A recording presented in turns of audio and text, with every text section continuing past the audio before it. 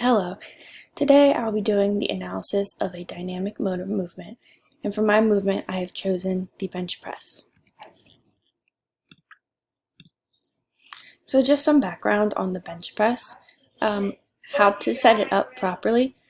You would typically lay flat on your back on a bench and then have your feet flat on the floor, not on the bench straight out in a parallel with your body, but flat on the floor. The lifter would typically hold a barbell or anything heavy, but most of the time it is a barbell, and extend their arms upwards, far from their chest, away from their chest. And the palms wrapped around the barbell should be facing the feet of the lifter. When you go to grab the bar, your hand should be shoulder width or slightly wider than shoulder width after you've had some experience with benching. The action of the bench press is the bar is moved off of the rack, down to your chest, and straight up and away, while holding onto the bar, of course. And then back down, back up, back down, back up. This action is an open kinetic chain exercise, and the reasoning behind that is that the trunk remains still while the distal attachments are moving. The phases of the movements of the bench press, there are two phases, the descent phase and the lifting phase. During the descent phase, that is the first phase that one will go through, both arms start at an extended position, preferably after taken off the rack. And the descent phase is the time from which you start extended out and go down and hit your chest, but it should not bounce. The lifting phase is from the time where it is at your chest to where you extend your arms back upward to start the descent phase again. As you can see in the figure to the right, the muscles used during bench press, there are a lot of muscles used, but there is one primary, which is the pectoralis major, otherwise known as, in basic terms, your chest muscle. The muscles primarily used during the lifting phase of it, is the trapezius or the traps, and your triceps brachii or your triceps. And used in both phases is the anterior deltoids. There are a couple of other muscles that are used just throughout the whole process. Your abdominals, the rotator cuff stabilizer muscles, which there's 4 of these, the infraspinatus, the supraspinatus, subscapularis, and teres minor. And there's also the coracobrachialis.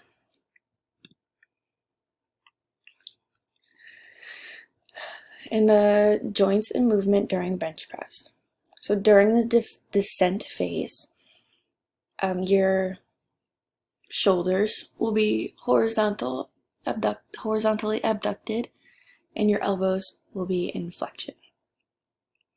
And during the lift phase, the movement is your shoulder will be horizontally adducted and your elbows will be in extension, as you can see in the two figures.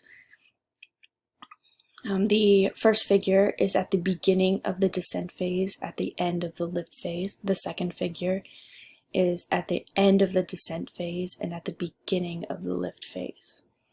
And the joints used throughout both of these are the glenohumeral joint, the scapulocostal joint, the humeral joint, the humeral radial joint, and the proximal radial ulnar joint.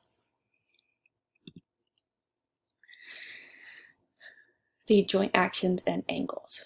So the plane that bench pressing takes place on is the transverse plane. The axis that it is around is the mediolateral axis. The activated joints throughout this whole process are the same joints as I've mentioned before. The glenohumeral joint, the scapulocostal joint, the humeral ulnar joint, the humeral radialis joint, and the proximal radial ulnar joint. And there was not a lot of discrepancy between which joints were used for these two movements, these two phases in this one movement, because they all are working to do relatively the same thing, just in two different motions. And in detail, the types of movement that are going on around each of the joints is the shoulders. The joints in the shoulders will be horizontally flexed. The scapulas will be abducted. Radial ulnar joint will be pronated. The elbow joint will be fully extended. And the wrist will be slightly extended, depending upon how properly the lifter is holding the barbell, if they are holding a barbell. And the muscles used in detail, there's the stabilizers, your primary mover, secondary mover, and your contraction types. So the stabilizers are muscles that are around the body part that you're focusing on, that are stabilizing that body part. For this exercise, it is the abdominals, the biceps brachii, rotator cuff stabilizer muscles. But the one primary mover, which is the primary muscle basically that is doing the exercise, is the working muscle, which is the pectoralis major. Again, very well known as just your chest muscles, or the pecs. These secondary movers, which they're just muscles that they're also helping in the movement. They stabilize the joint around the muscle that is moving, but they aren't the primary moving muscle, and those are the anterior deltoids and the biceps brachii. And during the lifting phase, it is a concentric type, and during the descent, it is an eccentric.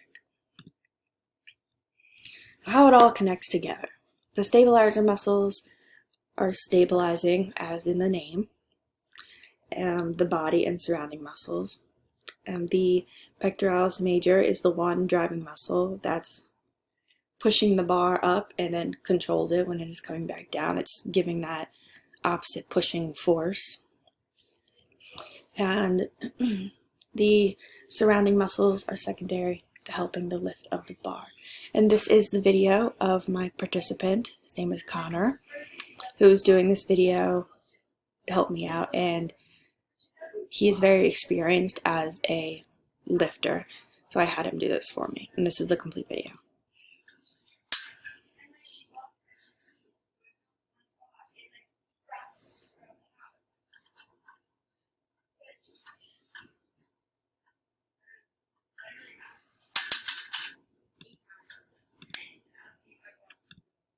So compared to the norm, again, my participant's name was Connor. He did a extremely good job at the bench press, but he again has been lifting for a while.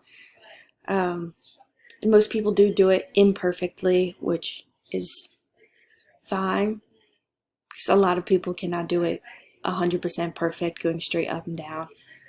But he is in norm. If anything, he is above the norm because of his technique. The only thing I could really critique on him are his feet being flat on the floor, because he tends to toe up at the floor. And to try and lift it straight upwards, as you can see in the figures below, the first one right here, he starts at a 90-degree angle, but in the second photo, as he begins to do the lifting, he loses that 90-degree angle and goes into more of an 84 degree, so a more acute angle. And in the third photo, the arrows show that the motion that his hands are going in to show the movement of the bar, basically, that it is going in more of an angle rather than straight up and down as it should. The three things I would correct about Connor would be his feet being flat on the floor. Again, I've said that before, but it is an issue with him. He should be going straight up as opposed to the angles. And I showed that in the green and the red. The green again, as in the previous slide. He's going at an angle as opposed to up and down. And here, this is the motion. This is the area of motion that he is going into.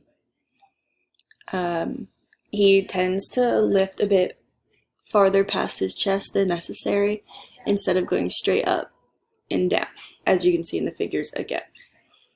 He also tends to bounce the bar slightly off his chest, which in relative should not happen. The bar should hit the chest, but it should not bounce. Thank you for coming to my virtual presentation. I hope you have a great day.